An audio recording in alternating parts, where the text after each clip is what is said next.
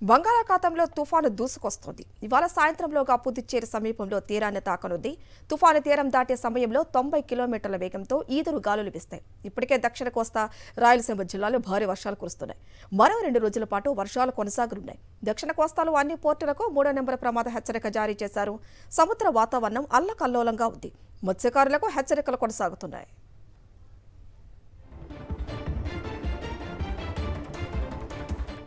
పెంగల్ తుఫానుతో తమిళనాడు వ్యాప్తంగా భారీ వర్షాలు కురుస్తున్నాయి. భారీ వర్షాలతో చెన్నై ఎయిర్పోర్టును మూసివేశారు. స్కూళ్లకు సెలవు ప్రకటించారు.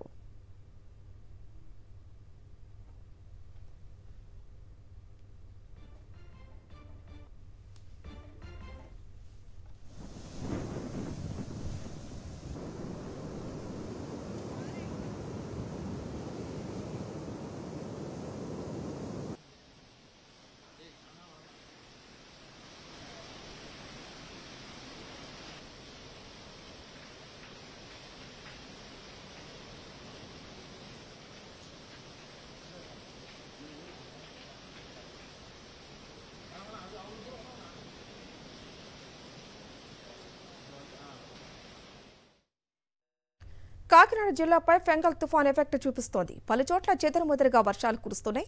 జిల్లా వ్యాప్తంగా 73.6 మిల్లీమీటర్ల వర్షపాతం నమోదైంది. మత్స్యకారులు వేటను నిలిపివేశారు. తుఫాను కారణంగా యాంకరేజ్ పోర్టులో కార్యకలాపాలు నిలిచిపోయాయి. బియ్యం రవాణా కోసం వచ్చిన 10 నౌకలు తీరంలో లంగరు వేశారు. కల్లాల్లో ధాన్యాన్ని తడవకుండా భద్రపరుచుకుంటున్నారు అటు రైతులు.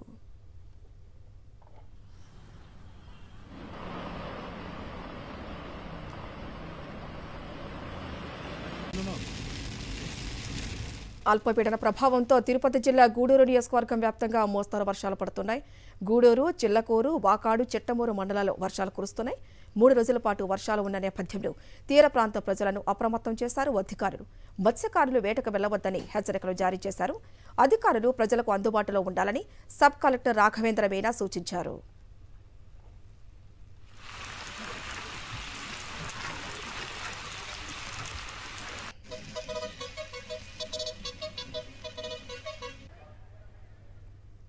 ఫెంగల్ తుఫాన్ ఎఫెక్ట్తో తిరుపతి జిల్లాలో భారీ వర్షాలు కురుస్తున్నాయి. తిరుమలలో గత రాత్రి నుంచే ఎడతెరిపి లేకుండా కురుస్తున్న వర్షాల కారణంగా భక్తులు తీవ్ర ఇబ్బందులు పడుతున్నారు. భారీ వర్షాలతో చలి తీవ్రతగా కూడా ఎక్కువగా ఉండటంతో భక్తులు అసౌకర్యానికి గురవుతున్నారు. వసతి గృహాలు దొరకని భక్తులు వర్షం కారణంగా షెల్టర్లలో తలదాచుకుంటున్నారు. ఇదిలా ఉంటే ఫెంగల్ ప్రభావంతో తిరుపతిలో పలు విమాన సర్వీసులు రద్దయ్యాయి. బెంగళూరు, విశాఖపట్నం సర్వీసులతో పాటు హైదరాబాద్కు వెళ్లాల్సిన 2 సర్వీసులను రద్దు చేస్తున్నట్లు ఇండిగో సంస్థ ప్రకటించింది. దీంతో బెంగళూరు, విశాఖపట్నం, హైదరాబాద్ వెళ్లాల్సిన ప్రయాణికులు ఎయిర్పోర్టులోనే పడిగాపులు కాస్తున్నారు.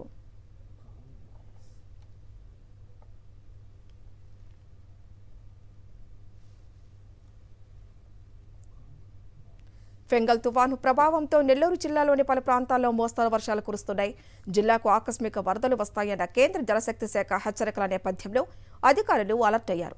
మరోపక్క నారుమలలోకి నీరు చేరటంతో అన్నదాతలు ఆందోళన వ్యక్తం చేస్తున్నారు.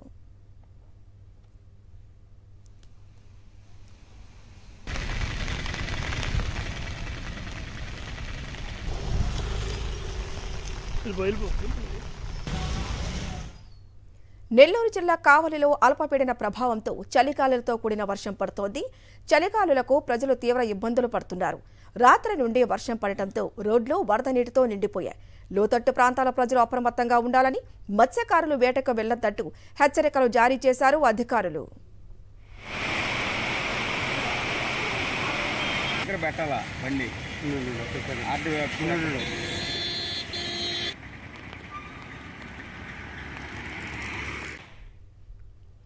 నెల్లూరు జిల్లా కోవూరు నియోజకవర్గంలో తుఫాను ప్రభావంతో ఎడతెరిపిలేని భారీ వర్షం కురుస్తోంది. తుఫాను ప్రభావంతో ప్రజలు తీవ్ర ఇబ్బందులు పడుతున్నారు. తీర ప్రాంత ప్రజలు భయం గుప్పిట్లో పెట్టుకుని బిక్కుబిక్కుమంటున్నారు.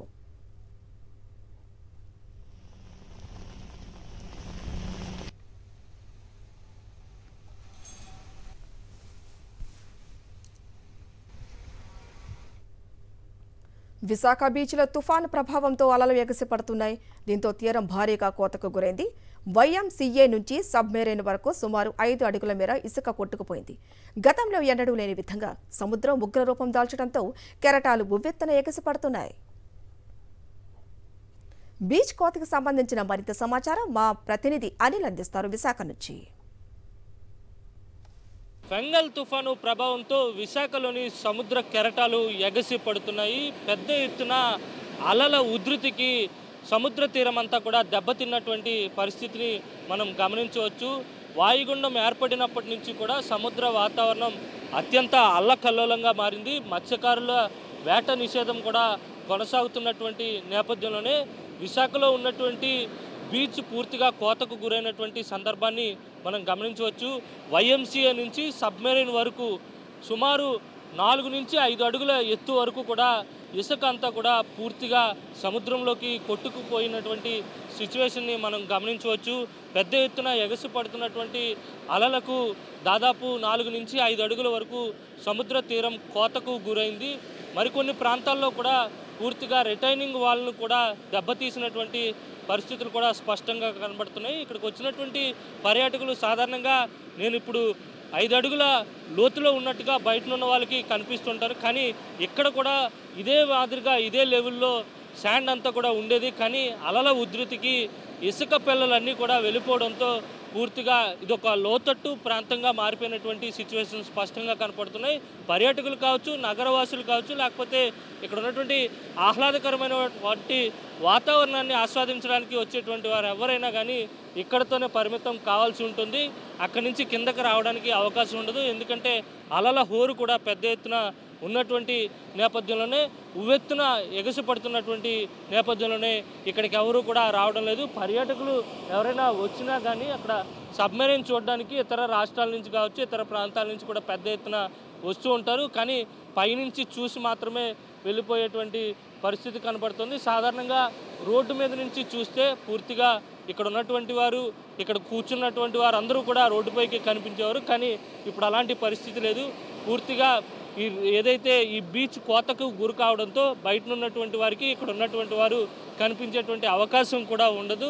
అయితే తుఫాను నేపథ్యంలోనే అలలు ఎగసిపడుతున్నటువంటి నేపథ్యంలోనే పూర్తిగా 1/2 కిలోమీటర్ వరకు సముద్ర తీరం కోతకి గురైనటువంటి సందర్భం విశాఖలో దర్శనమిస్తుంది. వీడియో జర్నలిస్ట్ అప్పలరాజుతో కలిసి అనిల్, సాక్షి టీవీ, విశాఖ సాగర్ తీరం నుంచి.